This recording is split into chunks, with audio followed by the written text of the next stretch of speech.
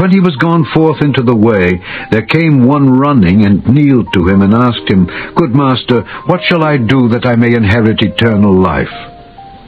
And Jesus said unto him, Why callest thou me good?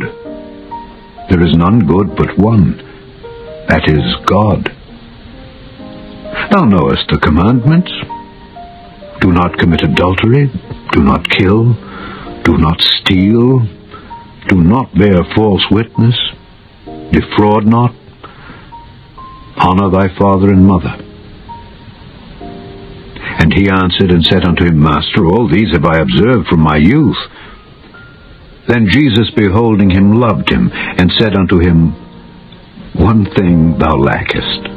Go thy way, sell whatsoever thou hast, and give to the poor, and thou shalt have treasure in heaven. And come, take up the cross, and follow me. And he was sad at that saying, and went away grieved, for he had great possessions.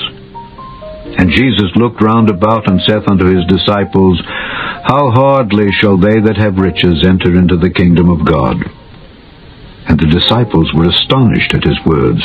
But Jesus answereth again, and saith unto them, Children, how hard is it for them that trust in riches to enter into the kingdom of God?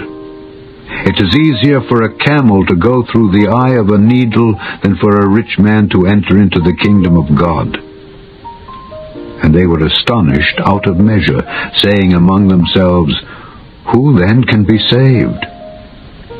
And Jesus, looking upon them, saith, With men it is impossible, but not with God. For with God all things are possible.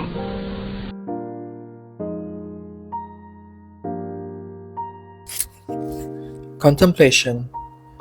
This passage offers a profound lesson about what it truly means to be a follower of Jesus. The story begins with the arrival of a rich man who wants to know how to obtain eternal life. He appears to have lived a devout life by obeying the law of Moses. However, when Jesus presents him with a deeper challenge, renouncing worldly wealth to follow him, the man walks away saddened because of his attachment to his possessions. Jesus then explains that worldly wealth often becomes a major obstacle for someone seeking to fully follow God. Material riches can tether our hearts to this world, making it difficult to focus on the kingdom of God. Jesus' message is clear. Following him requires unconditional and total commitment. Wealth, social status, or anything else we prioritize in this world must be placed under the authority of Christ. Yet, the beautiful message of this passage is that while salvation may seem impossible for humans, nothing is impossible for God. We may feel weak, bound by sin, or overly attached to the world, but God has the power to transform our hearts and lead us into eternal life with Him.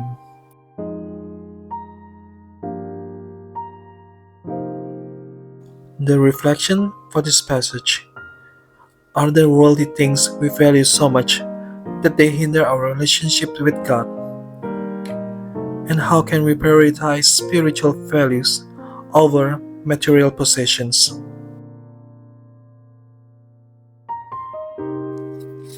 The actions we can do: 1. Reflect on what takes priority in your life. Are you more focused on wealth or spiritual growth? 2. Try practicing kindness by giving a portion of your resources to those in need. And 3. Strive to draw closer to God through prayer and act of service. Lord Jesus, thank you for your teaching that reminds us not to cling to worldly wealth. Help us always to prioritize your kingdom and give our hearts fully to you. Grant us the courage to let go of anything that hinders our relationship with you. May we become a blessing to others and live lives pleasing in your sight. Amen. May this reflection bring blessings and inspiration in your journey of faith.